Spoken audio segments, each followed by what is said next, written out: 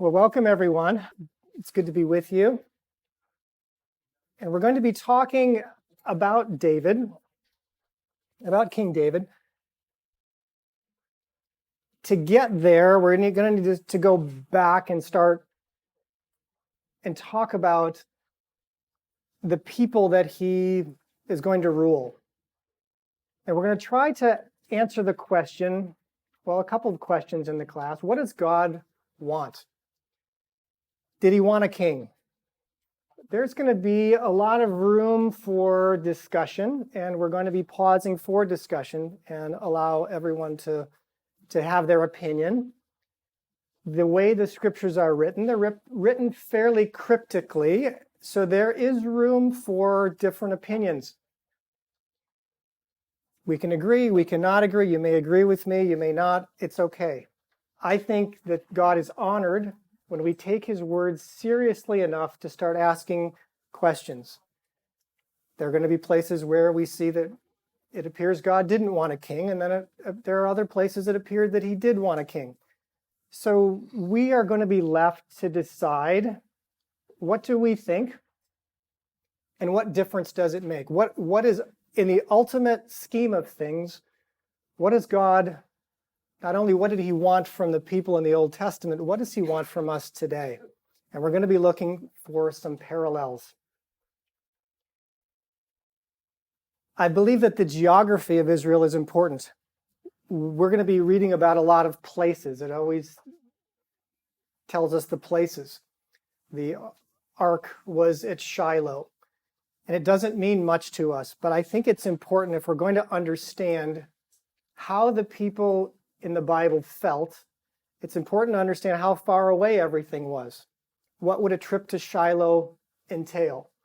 What would it cost you to go to the temple, to the tabernacle at that point? So I've drawn sort of a schematic. I'm going to be looking for better maps, but this is something that I think allows the scriptures to really come alive to us. And that's what I hope to do in this class, to really feel what it was like to be a character in the Old Testament, and then what did God feel like watching this drama unfold? To understand David, we need to understand King Saul. They're set up in the scripture. David doesn't come first. Saul comes first. And it's set up actually as a contrast. It's a very stark contrast. So you can't really understand David until you understand Saul. We can't really understand Saul until we understand the tribe he came from. Israel at that point was very tribal. We sort of think of them as a united kingdom, but they were extremely tribal, and we're going to cover some of that today just to see how tribal they were. I want to start at the end of Judges. I want to start in Judges chapter 17 to get an idea of what life was like just before the people start asking for a king. So you're going to get a feeling of the drama that's unfolding in the last part of Judges. Some of these stories are very difficult to understand, to read. They're actually, if David was the high point of Israel's history, the end of Judges is the low point. We're going to be going through the low point, and then we're going to get to the high point. So we're on a journey together. But let's start in Judges chapter 17. I'm going to be reading from the ESV, the English Standard Version. There was a man of the hill country of Ephraim whose name was Micah. So hill country of Ephraim, I've drawn on the board. The E is Ephraim. Where those little red things are, that is the mountain range, the hill country that goes north and south through Israel. So just to the west of the Jordan River is going to be the hill country. As you get toward the Mediterranean Sea, it comes down into the plains. So hill country of Ephraim is going to be in this region. You've noticed I've also put some little red dots. There's one with a J. That's Jerusalem.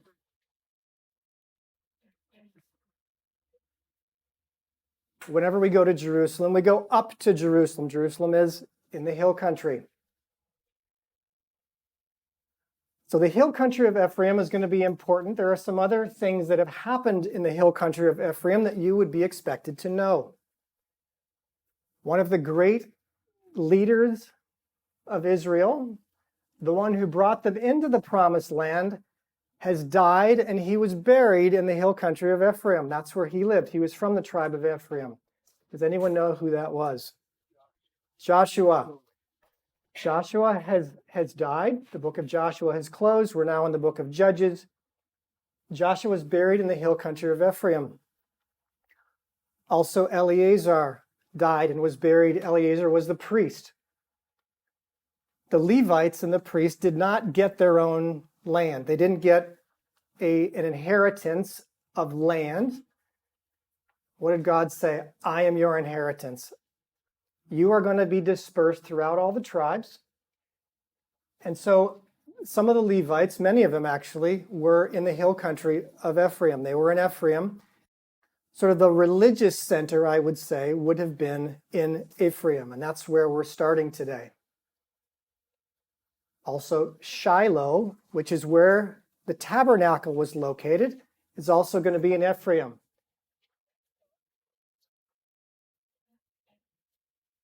That red dot is in Shiloh, in northern Ephraim. But let's continue the story. And if this story sounds a little bit strange or confusing to you, I know it certainly has every time I've read it, there's probably a purpose in that. So let's keep going.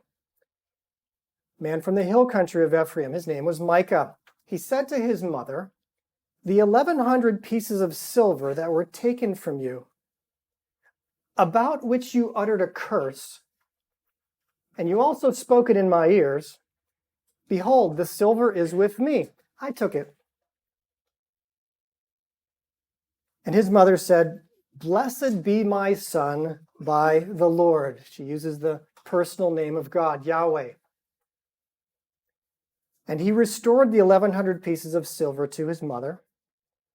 And his mother said, "I dedicate the silver to the Lord from my hand for my son, to make a carved image and a metal image. Now therefore I restore it to you." So when he restored the money to his mother took 200 pieces of silver and gave it to the silversmith, and he made it into a carved image and a metal image. And it was in the house of Micah. And the man Micah had a shrine. Basically, the Hebrew shrine is house of gods. Micah had a house of gods. And he made an ephod. Ephod is like a breastplate that the priest would wear. So he made an ephod. And household gods, teraphim, if you remember the story when Rachel and Leah left and Jacob all left Laban. Rachel stole his household gods, his teraphim. So Micah has all of these things. And Micah ordained one of his sons who became a priest. And the word ordained means basically he filled his hand. He paid one of his sons to be a priest. Now, Micah is not a Levite. But he thought it would be a good idea to pay one of his sons to be a priest. If you're starting to become confused here, the narrator intends that. Which way is up? Wait. She blessed him by the Lord. She gave him money to make an idol. He has a household shrine full of gods, and he paid his son to be a priest. Sounds like real life. Sounds like real life. What we're talking about here, there's a word for this. It's called syncretism. Syncretism means you're mixing two very different things, trying to create one kind of smooth thing. acceptable thing. And here is the statement that illustrates the book of Judges, verse 6 of Judges 17. In those days, there was no king in Israel. Everyone did what was right in his own eyes. Everyone did what was right in his own eyes. And you might think, oh, that's probably not bad. But this is how we've gotten here. Essentially, there is a copy of the law. They've given the law at Mount Sinai years ago. The children of Israel have come into the land of Israel, specifically told to obey the law of God. Nobody seems to know where it is or what it is. And so over time, and I hope that in your week you may be interested to read the rest of the book of Judges just to get an idea of what happened. They started off so well. It continues. Now there was a young man in Bethlehem in Judah, of the family of Judah, who was a Levite. Now the Levites enter the picture. We actually have an authentic Levite. And he sojourned there. And the man departed from the town of Bethlehem in Judah, to sojourn where he could find a place. Basically, we've got a Levite without a job. For some reason, things in Bethlehem he's not able to find work there, so he's going to leave. I've marked Bethlehem with a B on that map. It's in Judah.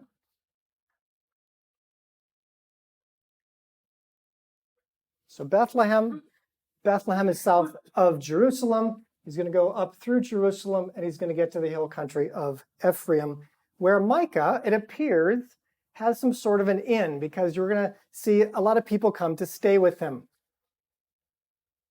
Now, we might also notice that 1,100 pieces of silver is actually quite a lot of money. So Micah is from a wealthy family. At least his mother has a lot of money. So we're going to be learning a little bit about Micah here. So Micah said to him, "Where do you come from?" And he said to him, "I am a Levite of Bethlehem in Judah, and I am going to sojourn where I might find a place." And Micah said to him, "Stay with me, and be to me a father and a priest, and I will give you 10 pieces of silver a year, a suit of clothes, and your living." Basically food, lodging, a set of clothes. Micah's going to give him 10 pieces of silver per year. So we get an idea how much 1,100 pieces of silver was worth now.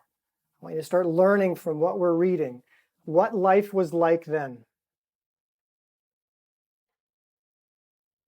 And the Levite went in, and the Levite was content to dwell with the man. And the young man became to him like one of his sons. And Micah ordained the Levite, the Hebrew says, he filled his hand, he paid him, and the young man became his priest, and was in the house of Micah. Then Micah said, "Now I know that the Lord, Yahweh, Israel's God, will prosper me, because I have a Levite as a priest." Now I know the Lord will prosper me because I have a Levite as a priest. That's the end of chapter 17. I want us to stop and pause for a moment now. And I want us to discuss this idea of syncretism, this idea of what does this look like in our culture? Perhaps started off really well, but then other ideas have come in and we've begun to accept those ideas as probably okay with God because nobody seems to make much of a fuss about it. The interesting thing about this, and if you are listening carefully, Micah says, "Stay with me, you will be like a father to me." And then it says, "And he became like one of Micah's sons." You see what the narrator is doing here? There's so many contrasts that, well, which way is up? What you want this young boy, because he's a Levite, sort of like a good luck charm, he's going to become your spiritual advisor. What is happening to these people? But you get a clue with that last statement. Now I know that the Lord will prosper me. We're asking a question this morning. What do the people want? What is the most important thing for these people? Prosperity. So I want to pause. Just if you came with somebody, let's just chat a little bit at our tables. What does syncretism look like today? What is this? Syncretism is the combining of the sacred and the secular. Micah he has a household full of gods, and yet he keeps talking about his mother blesses him in the name of the Lord, the name of Yahweh, and he's now convinced that the God of Israel is going to bless him because he has a Levite along with all of these other household gods. So let's just take a few minutes. Let's just discuss among ourselves. I want to start thinking. This is hard stuff. It's very tough to work through, but it takes a bit if we can discuss it. So I'm going to give you like 5 minutes just to discuss.